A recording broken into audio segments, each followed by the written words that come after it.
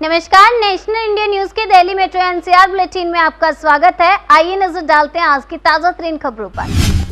देश में 27 दिनों बाद 3 लाख से कम केस दर्ज। पिछले 24 घंटों में 2,81,000 नए मामले आए सामने। देश में पिछले 24 घंटों में कोरोना वायरस के 2,81,386 नए मामले सामने आए हैं। वहीं कल 3,78,741 लोग ठीक हुए हैं। कल कोरोना से 4,106 लोगों की मौत हुई है।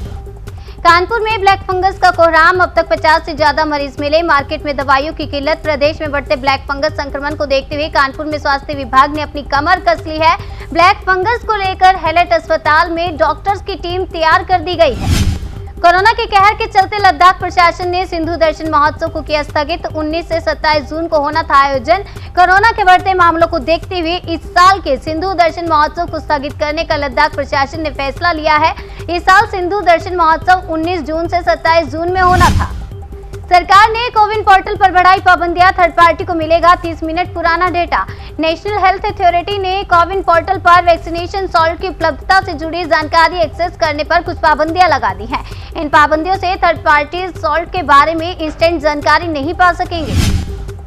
टिकट न होने पर टीटीई ने ट्रेन से दिया धक्का। यात्री की हुई मौत। 500 रुपए के चालान को लेकर हुआ था विवाद। लखनऊ के बादशाह नगर रेलवे स्टेशन के पास ट्रेन में बिना टिकट यात्रा कर रहे यात्री का टीटीई से विवाद हो गया, जिसके चलते टीटीई ने यात्री को ट्रेन से बाहर धक्का दे दिया और उस यात्री की मौके पर ही मौत हो गई। इस मामले में कार्रवाई करते हुए पुलिस ने आरोपी टीटीई को गिरफ्तार कर लिया है।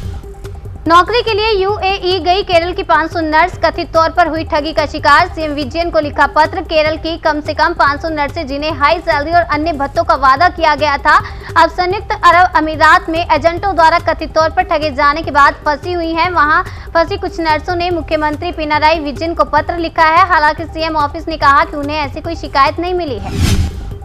बैंक कर्मचारियों के लिए घातक साबित हुआ कोरोना। 1 लाख से अधिक चपेट में तो 1,000 की हुई मौत। रिपोर्ट। देश में बीते 1 साल से अधिक समय से चल रहे कोरोना के चलते अब तक 1 लाख बैंक कर्मचारी कोरोना की चपेट में आ चुके हैं। वहीं 1,000 से अधिक कर्मचारियों की संक्रमण के कारण मौत हो चुकी है। कोरोना के कारण माता पिता को खोने वाले बच्चों के लिए सरकार ने तय की पुनर्वास प्रक्रिया। गोद लेने को तैयार कई लोग। मंत्रालय ने कहा कि जिन बच्चों ने कोविड-19 के कारण अपने माता और पिता दोनों को खो दिया है, उन्हें जिला बाल कल्याण समिति के सामने 24 घंटे के अंदर पेश किया जाएगा।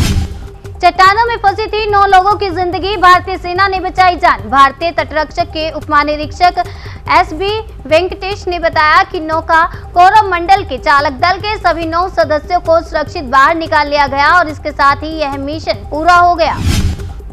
पीएम केयर्स फंड की बदौलत देश के अस्पतालों में 3 गुना तक बढ़ गई है वेंटिलेटर्स की संख्या। स्वास्थ्य मंत्रालय ने राज्यों से इन वेंटिलेटर का इस्तेमाल करने की अपील की है।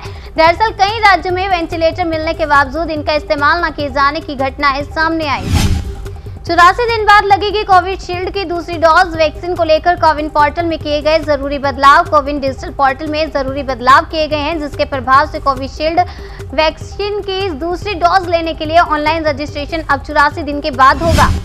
पीएम केयर्स के वेंटिलेटर और पीएम में कई समानताएं। दोनों का हद से ज्यादा झूठा प्रचार। राहुल गांधी ने मोदी सरकार पर साधा निशाना।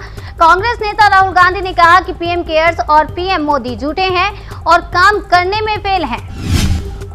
लोगों में धधकते ज्वालामुखी को खरीदने की लगी होड़। महीनों से उगल रहा राख और लावा, जाने क्यों है फायदे का सौदा। रिपोर्ट्स के अनुसार जहां ज्वालामुखी लावा और राख उगल रहा है, वो इलाका रेकजाविक के पश्चिमी में रेकजानेस प्रावाय द्वीप में स्थित है।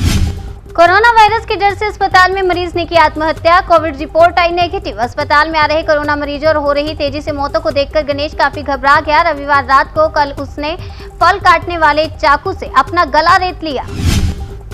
कोविशील्ड लेने के बाद ब्लड क्लॉटिंग के मामले मिले। स्वास्थ्य मंत्रालय ने जारी की एडवाइजरी। स्वास्थ्य मंत्रालय ने कोविशील्ड लेने वाले लोगों को एडवाइजरी जारी की है कि टीका लेने के 20 दिन तक AEFI की शिकायत आती है तो जहां टीका लिया है वहां संपर्क करें।